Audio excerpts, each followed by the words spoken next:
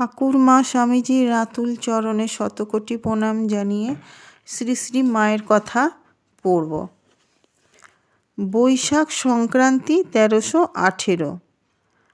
আজ গিয়ে প্রণাম করতেই মা বললেন, এসেছো মা? আমি মনে করছি কি হলো গো, কেন আসে না? এতদিন আসোনি কেন? আমি বললুম, এখানে ছিলুম না মা, বাপের বাড়ি গিয়েছিলুম। মা, বৌমা আসে না কেন? পড়াশোনার চাপে? আমি, না, ভগ্নিপতি এখানে ছিলেন না। মা, তা ও তো স্কুলে যাচ্ছে। আচ্ছা, ওরা সংসার ধর্ম করে তো? আমি বললুম, কাকে বলে সংসার, কাকে বলে ধর্ম তা কি জানি মা, আপনিই জানেন। মা একটু হাসলেন। মা, কি গরম পড়েছে বলে বাতাস খেতে পাখাখানা হাতে নিয়ে বললেন, আহা, দুটো ভাত খেয়েই ছুটে আসছো, এখন আমার কাছে একটু শোও। মাকে নিচে মাদুর পেতে দিয়েছে।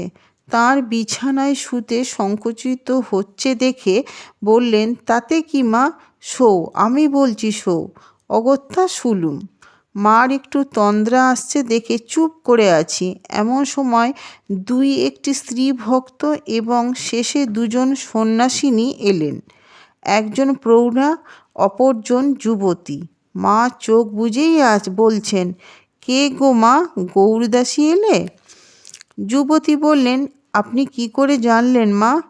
মা বললেন, টের পেয়েছি। কিছুক্ষণ পরে উঠে বসলেন। যুবতী বললেন, বেলুড় মঠে গিয়েছিলুম। প্রেমানন্দ স্বামীজি খুব খাইয়ে দিয়েছেন। তিনি থাকলে তো না খেয়ে ফিরবার উপায় নেই। যুবতী সিন্দুর পরেননি দেখে মা তাকে একটু বকলেন।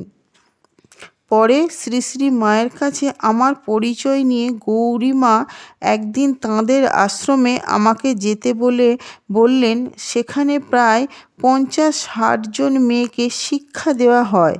তুমি সেলাই জানো? আমি সামান্য কিছু জানি বলাতে তিনি তাঁর আশ্রমে মেয়েদের তাই শিখিয়ে আসতে বললেন। মায়ের আদেশ নিয়ে গৌরীমার আশ্রমে একদিন গেলুম। তিনি খুব স্নেহযত্ন করলেন এবং প্রত্যহ 2-1 ঘন্টা করে এসে মেয়েদের পড়িয়ে যেতে অনুরোধ করলেন। আমি বললুম, এই সামান্য শিক্ষা নিয়ে শিক্ষয়িত্রী হওয়া বিড়ম্বনা। ক খ পড়াতে বলেন তো পারি। গৌরীমা কিন্তু একেবারে নাছোড়। অগত্যা স্বীকৃত হয়ে আসতে হলো। একদিন স্কুলে ছুটি হলে গৌরীমার আশ্রম হতে মায়ের শ্রীচরণ দর্শন করতে গেলুম।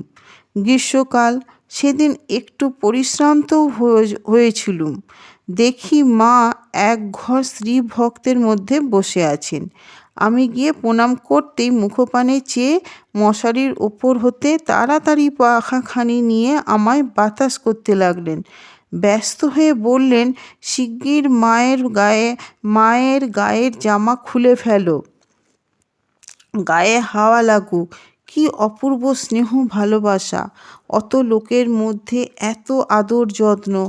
আমার ভারী লজ্জা করতে লাগলো। সবাই চেয়ে দেখছিল। মা নিতান্ত ব্যস্ত হয়েছেন দেখে জামা খুলতেই হলো।